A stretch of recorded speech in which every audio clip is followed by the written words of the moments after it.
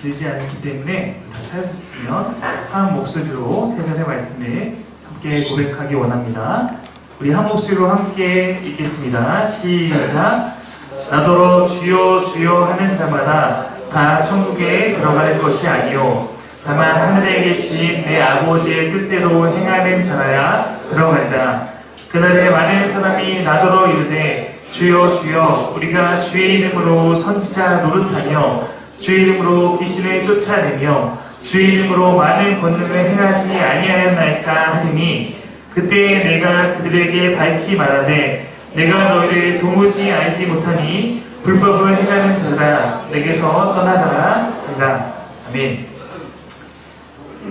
우리 마이크 에코 부분은 이제 꺼주셔도 될 것 같습니다. 저희 사김의 교회는 2019년에 설교 본문은 늘 거의 정해져 있습니다. 저희가 함께 묵상하고 있는 매일 성경 본문의 흐름에 맞춰서 모든 세대가 함께 말씀을 나누고 있습니다. 주일 예배 또한 저희가 봤던 한 주간의 말씀 가운데서 본문을 택해서 전할 것이고 금요 예배와 아동부 예배 또한 함께 그렇게 진행되어져 가고 있습니다. 단 지난주에는 저희가 창립 1주년 예배로 외부의 설교자를 초청해서 설교를 들었기 때문에 오늘 2주 만에 다시 우리가 묵상하고 있는 매일 성경 마태복음 본문으로 말씀을 전하려고 합니다. 기억하실지 모르겠지만 2주 전에 제가 여러분과 함께 나눴던 말씀의 제목은 예수가 광야에서 사탄을 물리친 이야기였습니다. 바로 마태복음 4장의 말씀입니다. 예수님께서 세례를 받으시고 성령에 힘입어 사단의 시험에서 승리하신 그런 사건이 기록되어 있는 곳입니다. 그리고 그러한 일이 있은 후에 이러한 선언이 마태복음에 등장하고 있습니다. 마태복음 4장 17절 말씀인데요. 우리 같이 한번 읽어보겠습니다. 시작. 이때부터 예수께서 비로소 전파하여 이르시되 회개하라 천국이 가까이 왔느니라 하시더라. 2주 전 저의 설교의 끝에 맺으며 제가 했던 이야기를 여러분 기억하실지 모르겠습니다. 바로 홈런 쳤는데 우리는 뭐하고 있는가? 이런 이야기였습니다.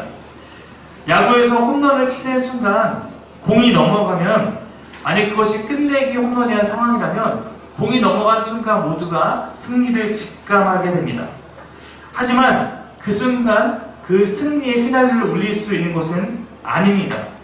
실제적으로 그 승리를 우리가 만끽하는 것은 공이 넘어간 시점이 아니라 그 공을 친 주자가 1루, 2루, 3루를 거쳐서 홈을 밟은 순간, 그 순간 득점이 올라가고 승리가 확정되게 됩니다. 예수님께서 오셔서 메시아적인 사역을 감당하신 것은 이 땅을 지배하고 있는 사탄의 권세를 물리친 승리의 그런 홈런과 같은 것이었습니다. 그분이 성육신 하시면서 이 땅에 하나님 나라가 시작되었고 그분의 사역으로 하나님 나라는 사탄의 나라를 이겼으며 십자가의 죽으심과 부활은 그 결정판과 같은 것입니다.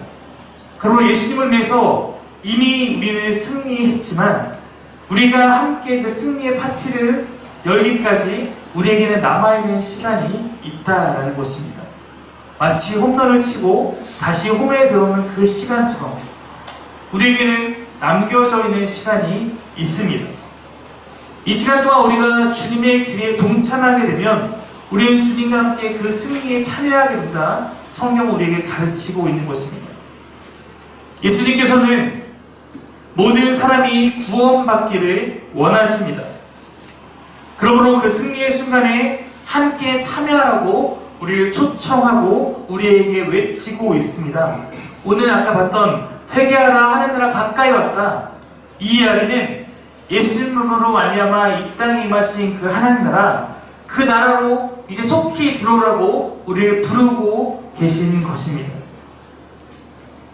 예수님의 이러한 구원 사역이 시작되면서 가장 먼저 하신 일은 제자를 부르시는 일이었습니다. 여러분 아시다시피 베드로와 안드레 그리고 야고보와 요한을 향해서 예수님께서 초청하십니다. 뭐라고 부르시냐면 얘들아 나랑 같이 사람 납자. 그 하나님 나라의 승리에 참여해야 하는데 그 하나님 나라로 사람들을 초청해야 하는데 예수님 혼자 그 일을 하시는 것이 아니라 나와 함께 그 일을 하자면서 제자를 부르시고 계시는 것입니다. 마태복음 4장 20절 22절 말씀에는 그들의 반응이 나타나 있습니다. 그들이 곧 그물을 버려두고 예수를 따르니라. 그들이 곧 배와 아버지를 버려두고 예수를 따르니라. 베드로도 안드레도 야고보도 요한도 예수님의 그 초청 앞에 전적으로 반응하는 모습이 기록되어 있습니다. 예수님의 본격적인 하나님 나라 사역이 그 시작에 앞서서 제자들을 부르시고 제자들과 함께 시작되었다는 이 사실을 기억하시고 다시 우리가 그동안 있었던 마태복음 흐름을 살펴보겠습니다. 제자를 부르시는 예수님께서 본격적인 이 땅에서의 이제 메시아적 사역, 공생의 사역을 시작하시는데 마태복음은 그 시작에서 이 한 절로 이 시작을 표현하고 있습니다. 4장 23절입니다. 이 시작을 한번 같이 읽겠습니다. 시작! 예수께서 온 갈릴리에 두루 다니사 그들의 회당에서 가르치시며 천국 복음을 전파하시며 백성 중에 모든 병과 모든 약한 것을 고치시니. 여러분, 지금 이 말씀이 거의 동일하게 9장 35절에서 다시 한번 반복됩니다. 9장 35절 한번 읽어보시면 파란 글씨 부분을 빼고는 거의 동일합니다. 한번 같이 읽어보겠습니다. 시작! 예수께서 모든 도시와 마을에 두루다니사 그들의 회당에서 가르치시며 천국 복음을 전파하시며 모든 병과 모든 약한 것을 고치십니다. 파란 글씨를 제외하면 이 두 말씀은 헬라어 원형을 봤을 때 완전하게 똑같습니다. 제가 오늘 주보 안쪽에 이 도표를 하나 넣었습니다. 보고 이게 무슨 도표인가 할 수 있을 텐데 약간 여러분이 이해하는 도움이 되시라고 내용을 정리해서 넣었습니다. 거기 보시면 4장 17절에 예수님께서 이제 하나님 나라의 도래를 선포하고 있고 거기에 예수님의 메시아적 사역이 등장하는데 4장 23절과 9장 35절이 한 묶음으로 되어 있습니다. 이 두 말씀이 같이 동일한 문구로서 진행되고 있다는 것입니다. 사실 마태복음 안에는 두 번의 큰 전환점이 있기 때문에 학자들은 대부분 마태복음이 세 파트로 구분되어 있는데 그 첫 번째, 두 번째를 나누는 곳과 두 번째, 세 번째 나누는 곳에 이런 표현이 등장합니다. 그 첫 번째가 바로 4장 17절이었는데 이때부터 예수께서 비로소 전파하였을 때 회개하라 천국이 가까이 왔느니라. 이것이 마태복음의 서론과 예수의 사역을 나누는 그러한 중요한 전환점입니다. 그리고 두 번째 전환점은 여기 주보에는 없지만 16장 21절입니다. 16장 21절 보면 이때로부터 예수 그리스도께서 자기가 예루살렘에 올라가 장로들과 대제사장들과 서기관들에게 많은 고난을 받고 죽임을 당하고 제3일에 살아나야 할 것을 제자들에게 비로소 나타내시니. 앞부분에 서론이 있고 아까 이때로부터 라고 하면서 예수님의 사역이 시작되었고 그 예수님의 공생의 사역이 끝나고 이제 다시 16장 21절에 등장하면서 이제 십자가 사역을 향해 나아가는 세 가지 몸통으로 마태복음은 구성이 되어 있습니다. 4장에서 이 중간에 공생의 사역 이것을 시작하면서 4장 17절에서 이때로부터 등장한 것처럼 16장 21절도 이때로부터 라고 하면서 구분 짓고 있는 것을 우리는 보게 됩니다. 그 가운데 있는 예수님의 그러한 사역, 하나님 나라를 선포하는 그 사역이 4장 23절부터 9장 25절까지 이루어집니다. 9장 25절 뒤에는 제자를 파송하고 제자들이 그 사역을 감당하는 것이고 예수님의 사역은 4장 23절부터 9장 35절 사이에 예수님께서 하나님 나라를 이 땅에 전하시면서 어떻게 사역하셨는가 등장하고 있습니다. 근데 아까 우리가 봤듯이 4장 23절과 9장 35절 이곳에는 거의 비슷한 형식으로 말씀이 기록되어 있습니다. 어떠한 말씀의 한 덩어리에 처음과 끝을 비슷한 말씀이 감싸고 있는 것을 인클로지오라고 합니다. 상명에서 가끔 다룬 적이 있는데 이것은 어떤 기법이냐면 그 안에 있는 모든 내용의 가장 핵심이 그 인클로지오로 나타나는 동일한 말씀에 담겨 있다는 것입니다. 즉 4장 24절부터 9장 30절까지 예수님의 하나님 나라 선포 사역의 가장 핵심이 무엇인가? 그것이 4장 23절과 9장 35절에서 반복되는 그 내용이 바로 그것의 핵심을 다루고 있다는 것입니다. 그런 의미를 갖고 다시 우리가 4장 23절을 한번 읽어보면 이렇습니다. 함께 읽겠습니다. 시작. 예수께서 온 갈릴리에 두루 다니사 그들의 회당에서 가르치시며 천국 복음을 전파하시며 백성 중에 모든 병과 모든 약한 것을 고치십니다. 예수님의 이 땅에서 사역이 무엇이었는가? 이런 사역하셨다는 거예요. 4장 23절과 9장 35절에서 달라진 것이 있다면 지역적 범위가 달라집니다. 4장 23절은 갈릴리로부터, 마지막 9장 35절은 온 마을을 두루 다니시며 온 도시를 두루 다니시며 갈릴리로부터 시작한 사역이 예수님의 모든 온 도시의 그런 사역에 이르기까지 이러한 일을 반복하셨는데, 이 안에서 예수님께서 하신 사역의 내용을 가장 핵심적으로 요약하면 예수님은 두 가지 사역을 하셨는데 가르치시는 사역과 고치시는 사역을 하셨다라는 것입니다. 자, 예수님께서 어떤 사역을 하셨다고요? 가르치는 사역과 고치시는 사역, 이 두 가지가 예수님의 공생의 사역의 키워드였습니다. 실제로 이 예수님의 사역을 다루고 있는 5장부터 9장, 이 내용은 이렇게 기록되고 있습니다. 먼저 5장에서 7장은 예수님의 가르치심을 모아놨습니다. 8장, 9장은 예수님의 고치시는 사역들을 모아서 기록하고 있습니다. 예수님의 가르침이 모여있는 5장의 7장, 이 말씀을 우리는 이렇게 이름 붙여 부르곤 합니다. 산상수훈. 가르침과 고치심, 다른 말로 하면 하나님을 배우고 아는 것과 하나님을 체험하는 것, 지식과 체험, 이것은 여전히 우리에게도 너무나 신앙에서 중요한 두 날개와 같은 것이 아니겠습니까? 특별히 가르침을 다루고 있는 5일차 7장의 산상수훈은 예수님의 가르침의 진수라고 볼 수 있습니다. 우리가 아는 유명한 이야기들, 그 유명한 팔복의 이야기, 너희가 소금과 빛이다 라는 선언, 오랜밤을 맞으면 왼뺨도 돌려대라, 음욕만 품어도 가늠이다, 원수도 사랑하라, 모두 여기에 나오는 말씀들입니다. 이 산상수훈의 가르침은 하나님 나라 백성들에게 하나님 나라를 선포하시는 예수님께서 그 백성들이 어떠한 삶을 살아야 하는지 우리에게 제시하고 있는 그런 부분입니다. 저는 이번에 우리가 같이 산상수훈을 묵상해 갈 때도 그렇고 산상수훈을 읽을 때면 우리가 모두 알고 있는 한 사람이 떠오르곤 합니다.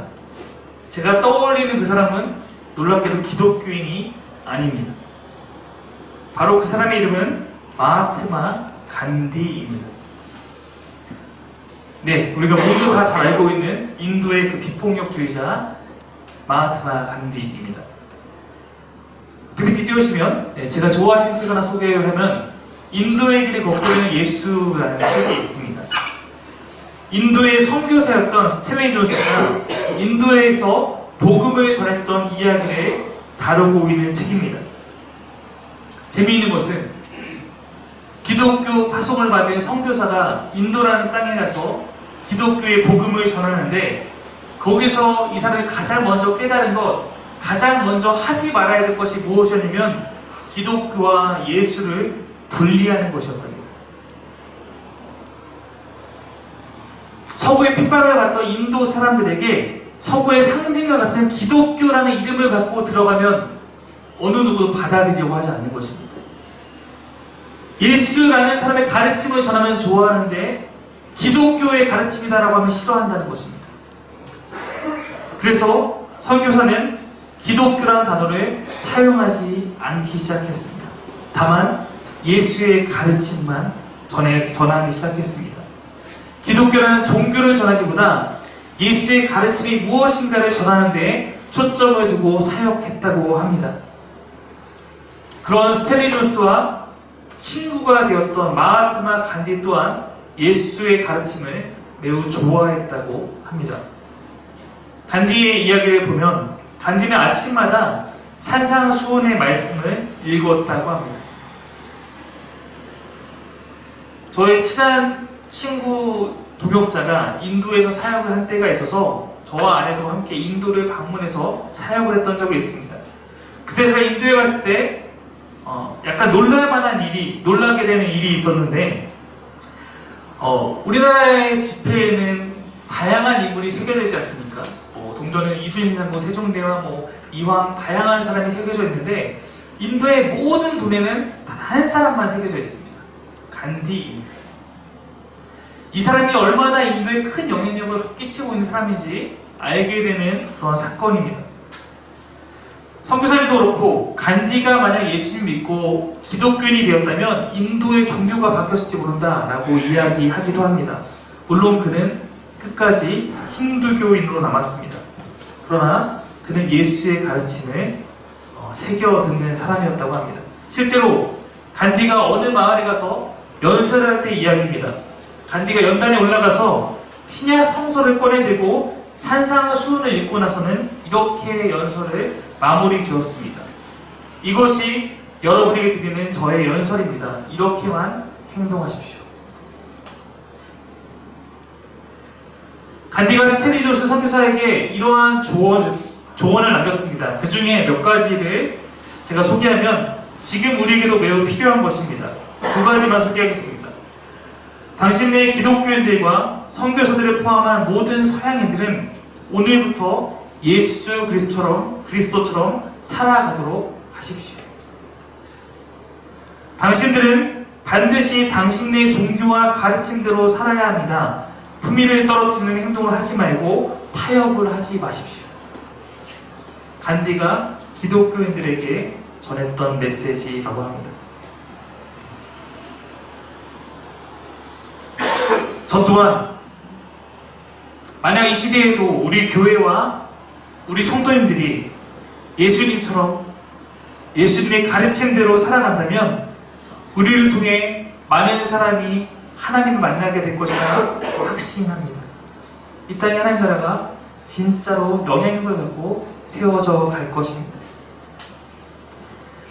마태복음 5장에서 7장에 펼쳐진 예수님의 가르침, 이 안에도 인클루지오가 등장합니다. 도표를 보시면 안쪽에 있는 내용이 그것입니다. 산상수훈의 첫 부분은 팔복입니다. 팔복 또한 인클루지오로 되어 있는데 8가지 복 중에 첫 번째 복과 5장 3절과 5장 10절에 8번째 마지막 복이 있는데 이 두 가지 복에 대해서만큼은 같은 단어를 사용합니다. 헬라어지만 제가 한번 읽어보면 호티 아우톤 에스틴 헤 바실레이아 톤 우라논 이라고 해서 뒷부분은 완전하게 똑같은 헬라어를 사용하고 있는데 이것은 팔복이 말하고자 하는 핵심 메시지가 무엇인가 처음과 끝에서 반복하며 그것으로 우리에게 되새겨주는 것입니다. 천국에 대한 메시지다. 팔복은 천국을 사랑하는 사람들의 이야기다 라는 것입니다. 이런 사람들에게 천국이 그들의 것이다 라고 우리에게 알려주고 있는 것입니다. 팔복을 경험하며 살아가는 사람들, 천국은 그런 사람들에게 주어지는 것입니다. 산상수훈의 처음이 팔복으로 시작했다면 산상수훈의 마지막 7장 부분은 이렇게 끝이 맺어지고 있습니다. 7장 21절입니다. 한번 띄워주십시오. 같이 읽겠습니다. 시작. 나더러 주여 주여 하는 자마다 다 천국에 들어갈 것이 아니요 다만 하늘에 계신 내 아버지의 뜻대로 행하는 자라야 들어가리라. 이게 산상수훈의 처음과 마지막이라는 거예요. 여기도 천국이라는 단어와 행하는 것에 대한 가르침이 같이 등장하고 있습니다. 즉 산상수훈은 이렇게 천국의 삶을 행하는 사람에게 주는 메시지이다. 이런 사람이 천국에 합당한 자이다 말하고 있는 것입니다. 21절로 시작된 말씀은 22절에서 구체적으로 이렇게 말합니다. 너희가 선지자 노릇하며 너희가 귀신을 쫓아내며 너희가 많은 권능을 행한다 할지라도 소용없다. 즉 우리가 하나님 나라의 일을 하나님 나라의 일이라는 이름으로 하고 있는 것, 어떤 사역을 하는 것이 중요한 것이 아니라 정말로 주의 뜻대로 행하고 주의 뜻대로 살아가는 것이 중요하다라고 우리에게 가르치고 있다는 것입니다.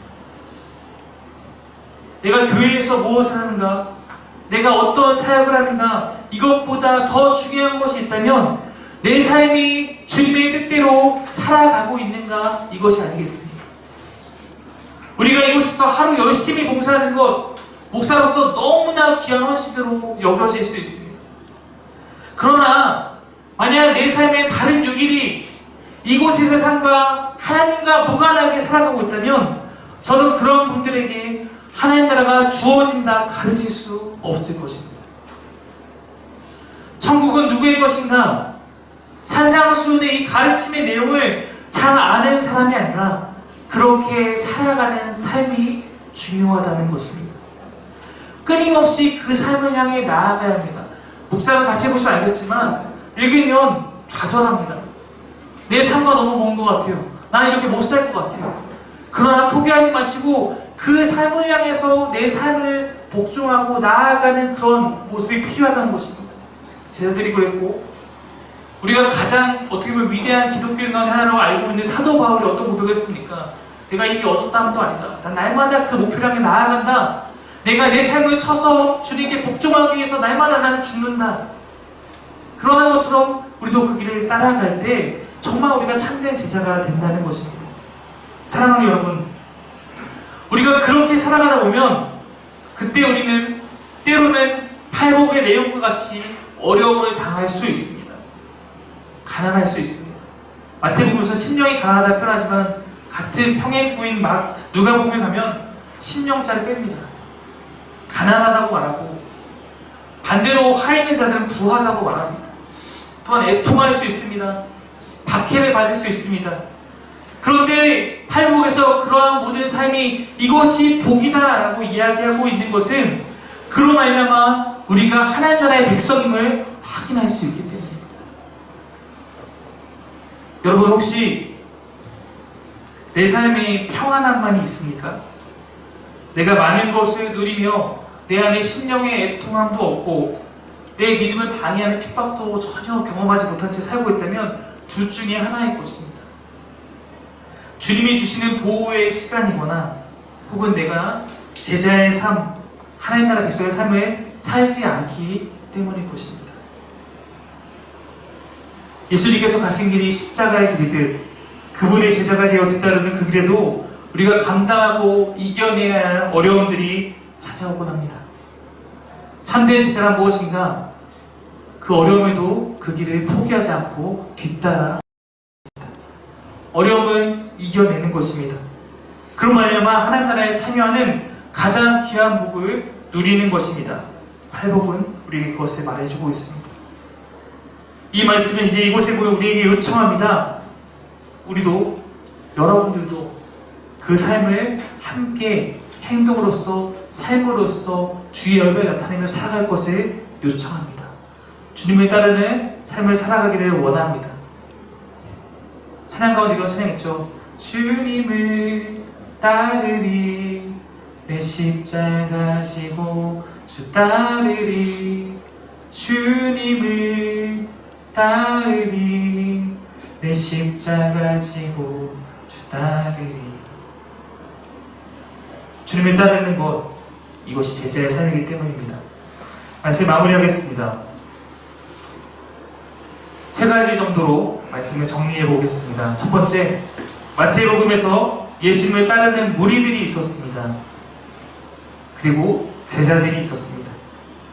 어떤 상황에서는 예수를 따라가는 모든 그 모여있는 군중을 제자라고 말하기도 하지만 참된 제자가 된 자들과 그렇지 못한 자들을 분명히 나누고 있는 것도 우리도 확인할 수 있습니다. 참된 제자를 부르시는 이야기는 항상 한 단어가 등장합니다. 그것은 따르라. 제자는 어떤 것인가? 예수님을 바라보며 따르는 자입니다. 우리가 봤던 베드로, 안드레, 야고보, 요한이 그랬고 세리, 마태도 따르라라는 물음에 요청에 순종했습니다. 반대로 마태복음은 따르지 못한 자들의 이야기도 들려주고 있습니다. 8장에 나타난 서기관의 이야기, 어떠한 제자의 이야기도 그렇습니다. 어쩌면 마태복음 우리에게 묻고 있는지도 모릅니다. 여러분은 무리입니까? 아니면 제자입니까? 어쩌면 그 차이는 제자는 내 삶의 어떤 부분을 포기할 수 있는 자요, 무리는 그저 내게 필요한 무언가 얻으러 주님의 근처에 머물러 있는 자가 아닐까요? 만약 지금 나의 신앙이 무리에 머물러 있다면 제자로 나오시기를 부탁드립니다. 두 번째, 주님을 아는 것, 믿는 것 모두 중요합니다만 결국 내 삶이 제자여야 합니다. 사역할 때의 내 모습만이 아니라 내 모든 삶이 하나님의 기쁨이어야 합니다. 하나님 나라는 그런 자들의 것입니다. 말로만 믿는다고 하는 자들은 심판받는다 라고 말합니다. 행함이 쉽지 않을 수 있지만 포기해서는 안 됩니다. 성경은 하나님 뜻대로 살지 않으려고 거부하는 나의 그러한 죄악된 본성을 십자가에 못 박으라고 말하고 있습니다. 십자가에 자기를 못 박고 죽지 않는 사람은 새로운 생명을 얻을 수 없습니다. 여러분, 우리가 100가지를 알고 그 중에 아무것도 행하지 않으면 무슨 소용이 있겠습니까? 그러나 혹시 이 가운데 내가 단 한 가지의 삶의 하나님 삶을 향한 하나님의 가르침을 깨달았다면 그것을 내 삶에 녹여내는 자가 진짜 그리스도인입니다. 우리 사김의 교회 안에는 특별히 신앙생활을 한 지 오래되지 않은 사람들이 있습니다. 지식이 적은 자들이 있습니다. 그러나 많고 적고의 문제가 아니라 주님이 내게 깨닫게 하시는 그 하나를 삶 속에서 행하십시오. 그것이 천국을 마음에 품은 제자의 모습입니다. 마지막으로, 마침 오늘 매일 성경 오늘 아침 묵상의 본문이 예수의 사역을 마무리 짓는 9장 35절의 본문입니다. 35절 한번 띄워주십시오. 이렇게 마무리됩니다. 같이 읽겠습니다. 시작.